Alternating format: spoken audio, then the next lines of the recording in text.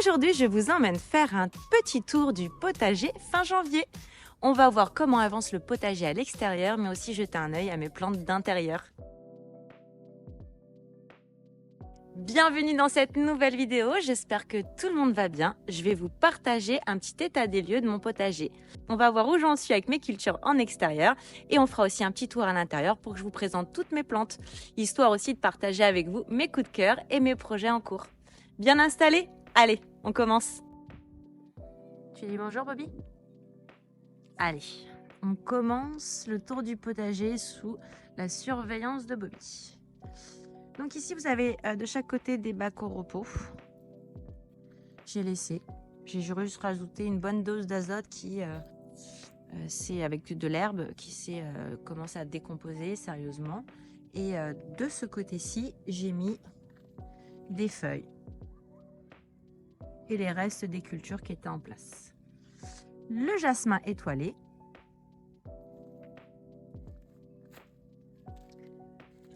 La clématite chirosa, qui est donc une clématite d'hiver et qui fleurit en hiver. Là, elle fait même ses petites graines que je vais pouvoir récolter.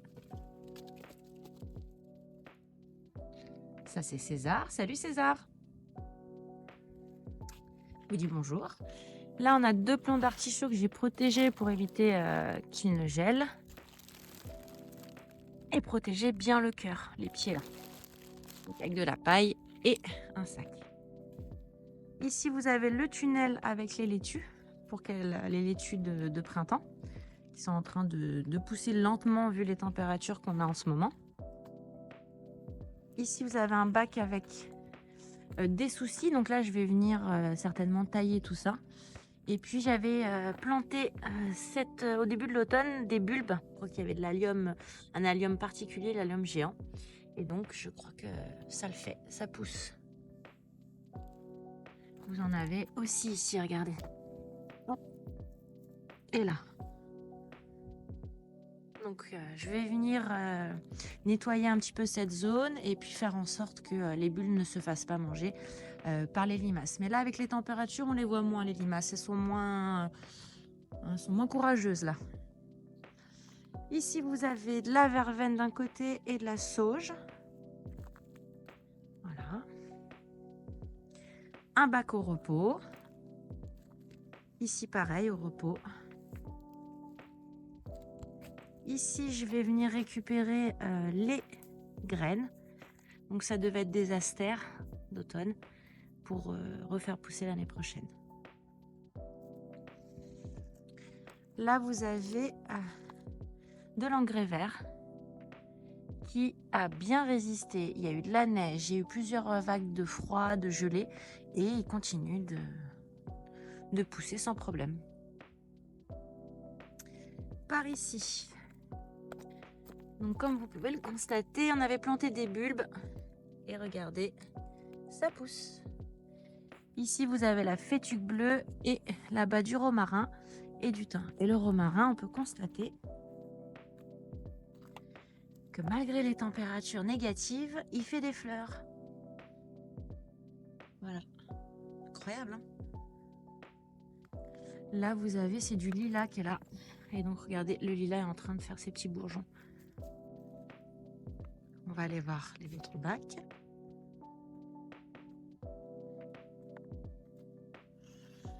Donc ici, petit parterre de fleurs, lavande, vous avez du nigel, du laurier rose, du thym, de la menthe.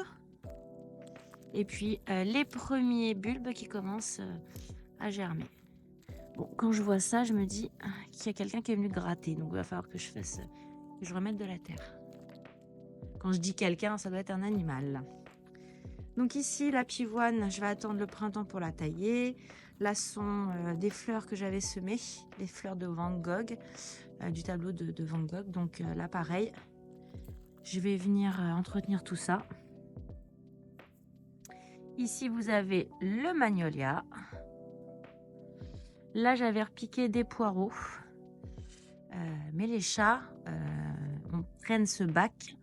Et d'ailleurs, l'autre bac qui est là-bas, pour leur litière, je vais vous montrer. Là, pareil, ils ont tout défoncé, les radis là-bas.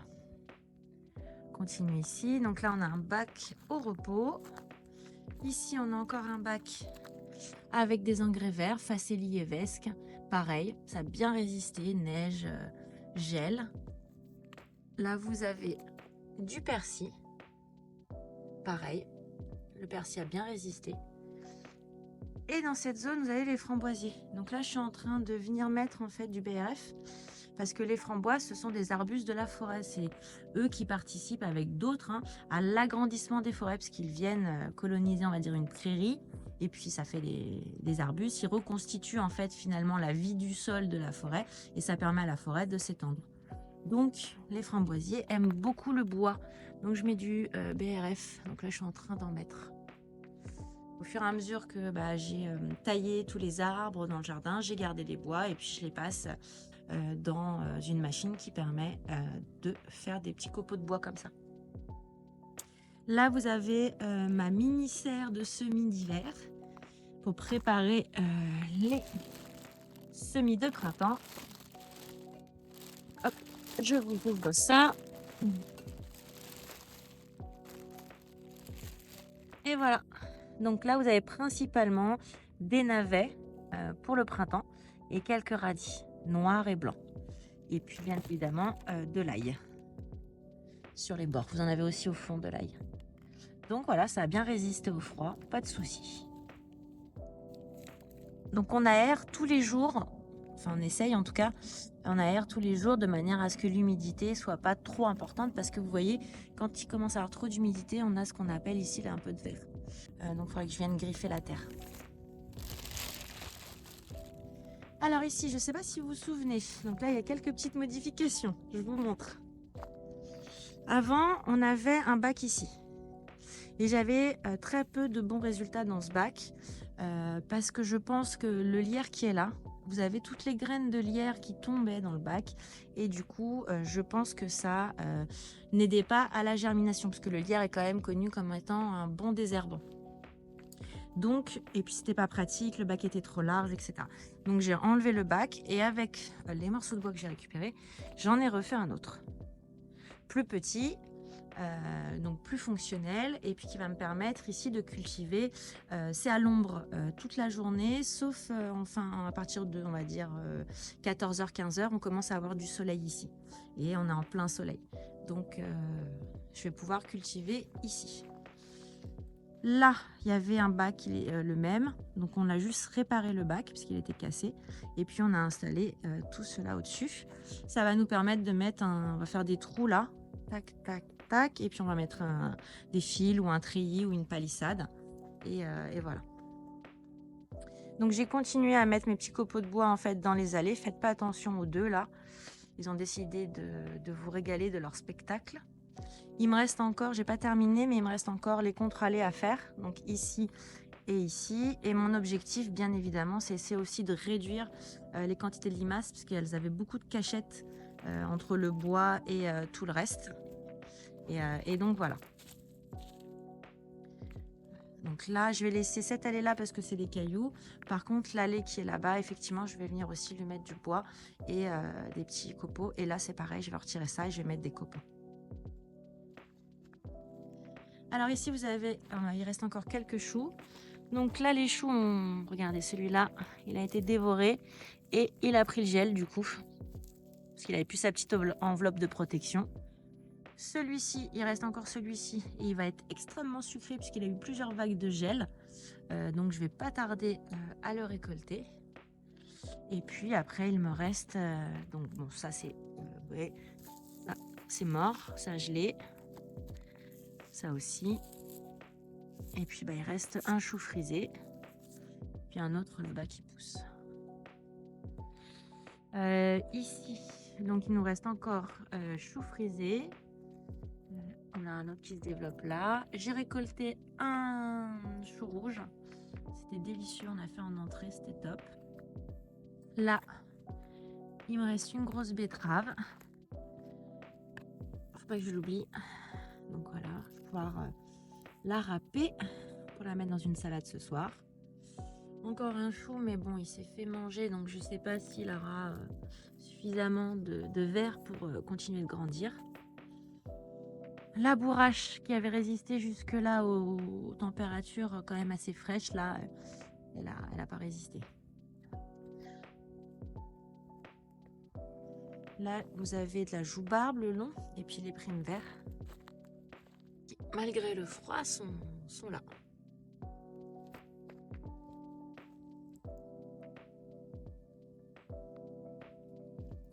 Ici, c'est un bac au repos.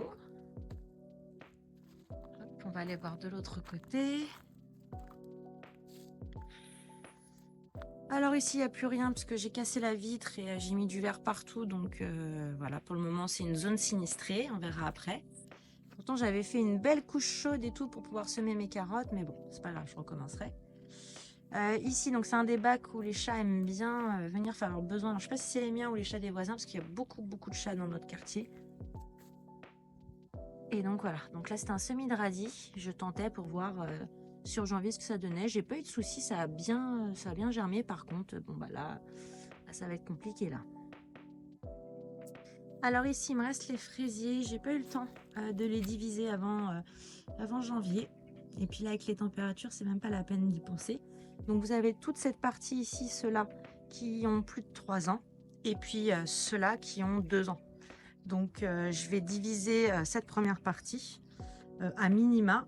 Alors j'aimerais bien tout faire parce qu'effectivement ils n'ont pas une bonne tête, mais vous voyez c'est des remontants et du coup ils ont fait des fruits. Bon ça ne deviendra jamais des fraises, hein, il n'y a pas assez de température. Mais voilà, il va falloir que je taille tout ça. Et le bac qui est là-bas, qu'on a revu, dedans il y avait des framboises, des fraises. Donc j'ai repris les fraises. Et dans mon élan de créativité, j'ai décidé de les cultiver dans des gouttières. Bon, parce que je voudrais éviter que les limaces me les mangent. Donc je me suis dit que ça pouvait être une bonne idée de les mettre en hauteur. Mais j'ai pas réfléchi. C'est Jaco de la chaîne Jaco Lily qui m'a dit attention, va falloir beaucoup arroser. Donc effectivement, je pense qu'à l'utilisation cet été, je vais regretter parce que je vais devoir beaucoup arroser. Mais là, pour le moment, je trouve ça plutôt sympa. Donc, on va voir au printemps ce que ça donne et puis à l'utilisation.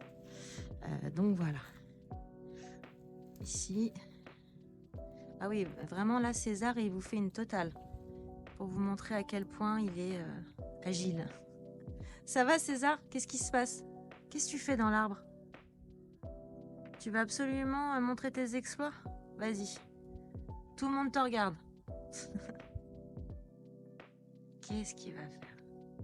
Celui-là, alors.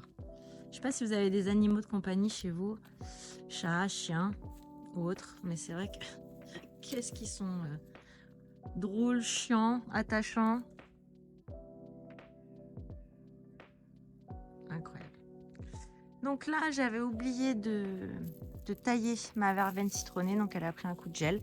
Donc je vais le faire quand il gèlera plus, parce que sinon là, je risque vraiment d'abîmer le plan. Donc voilà, est-ce que j'aurais oublié quelque chose? Ah si, ici, regardez. Il me reste quelques choux de Bruxelles, mais c'est pareil, hein, ils se font manger, donc bon, ils ont du mal à grandir. Il va falloir trouver une autre astuce pour les choux de Bruxelles l'année prochaine, parce que ça devient compliqué là. J'en ai pas eu un seul cette année. Ah oui, donc César a vraiment décidé de vous montrer ses aptitudes de cascadeur. Je l'avais jamais vu faire ça avant. N'importe quoi celui-là. Donc voilà, bah allez, on va passer à l'intérieur parce que là il commence à faire quand même assez froid. Donc, un dernier petit tour, hop. Pour le potager de janvier. Donc vous voyez, il reste pas grand chose au potager en janvier parce que de toute façon les températures ne permettent pas de cultiver grand chose. Un mois qui est quand même plutôt fait pour la réflexion, plutôt fait pour les aménagements, les choses comme ça, et puis le démarrage de quelques semis. Donc voilà. Allez, on passe à l'intérieur. Donc nous voilà à l'intérieur et je vous montre ma petite merveille. Donc déjà on commence par mon oranger. J'en suis pas peu fière, hein. Vraiment là, j'avais prévu de faire une vidéo là-dessus, mais je vais pas avoir le temps malheureusement. En tout cas, ce que j'ai découvert en fait avec la culture de l'oranger, c'est qu'en fait sur les branches il y avait des épines. Je ne savais pas du tout. Donc voilà, donc là, première récolte d'orange. Alors c'est une orange qui est légèrement sanguine. Une variété qui est légèrement sanguine parce que j'adore les oranges sanguines. Et donc voilà, après j'ai quand même peu d'espoir vu qu'elle a poussé en intérieur sur le fait que ça soit quand même, ça développe les pigments sanguins. Donc voilà, on va voir. J'attends encore un petit peu pour les récoltes. J'en ai déjà bien évidemment récolté une pour voir. J'ai été vraiment surprise, elle était vraiment très bonne. Alors comparé peut-être à un fruit qui pousse, on va dire à l'extérieur, la peau est quand même beaucoup plus fine. Donc voilà, ça c'est pour mon oranger. J'ai aussi une jolie orchidée. Voilà, de belles couleurs les orchidées.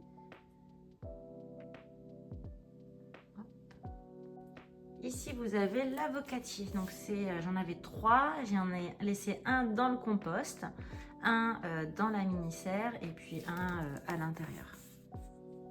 Donc, il a l'air de se plaire. Donc, on verra bien puisqu'il faut attendre quand même 4 à 5 ans, voire 6 pour avoir les premiers fruits.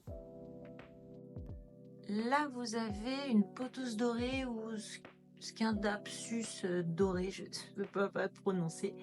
Et donc, c'est une plante avec des lianes. C'est très joli.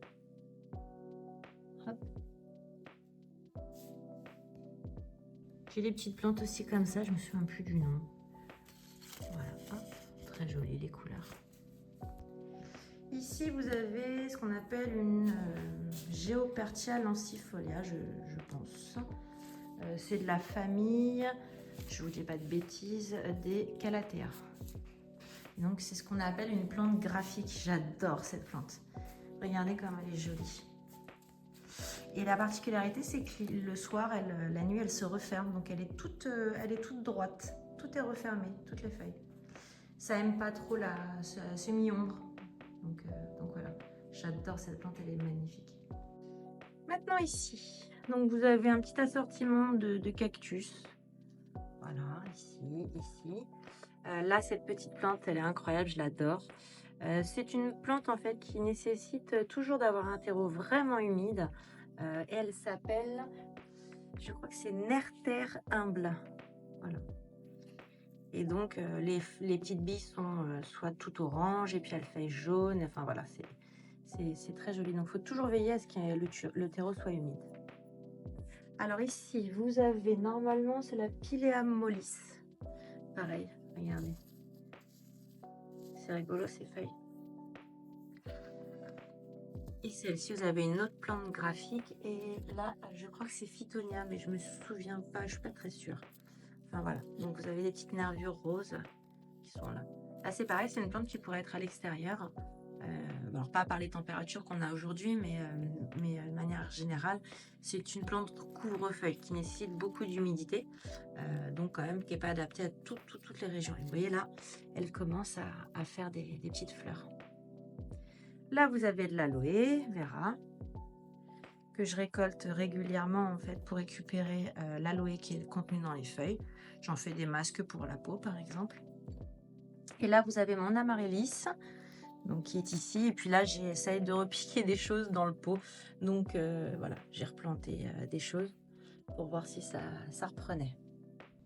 Donc ici, vous avez une alocasia. Donc c'est une plante que j'ai trouvée, enfin qui a été jetée par un magasin de jardinerie parce qu'elle était quasi morte. Et puis je l'ai quand même prise en me disant bon, on verra bien. Et puis bah voilà, regardez, hein, elle est repartie. Donc voilà, elle est toute petite mais elle est repartie. Donc voilà, l'alocasia, très très jolie ces feuilles. La texture en plus, c'est particulier. Ici, vous avez la Trades Nanook, si je prononce bien. J'adore aussi, c'est une de mes préférées. Elle a une couleur incroyable, regardez. C'est du violet foncé, c'est incroyable. J'adore cette plante. Très jolie. Ici, vous avez un petit arbre à caoutchouc. Donc, il faudrait que je le taille pour arriver au printemps. Voilà, il est là. Il est tout mignon. Il a fait quand même quelques... Vous voyez, il a fait des petites fleurs. Enfin, des petites feuilles, plutôt. Donc, il grandit tout doucement. Là, ici, vous avez à la base un spat... je sais pas comment ça se prononce, rose violacée. C'est une forme... Enfin, c'est une variété d'aroun comment on dit d'arôme, enfin bref, vous avez compris. Donc je l'ai changée de place parce qu'elle était dans le salon et je pense qu'elle a manqué de luminosité. Et puis bah là, elle peine à revenir. Donc je sais pas. À voir, on verra bien. Ici, je vais avoir ça, cette petite plante, c'est une plante grasse qui est assez facile à faire pousser, qui est très jolie aussi. Et voilà, le tour est terminé. J'espère que cette balade dans mon petit univers végétal vous a plu. Peut-être que même ça vous a donné des idées pour certaines plantes. Alors n'hésitez pas à me dire en commentaire où est-ce que vous en êtes en fait dans votre potager d'hiver et aussi quel type de plantes vous avez en intérieur. On va se retrouver très vite pour une prochaine vidéo, mais d'ici là, prenez bien soin de vos plantes, de vous-même et n'oubliez pas, faites de votre alimentation votre première médecine. Ciao ciao!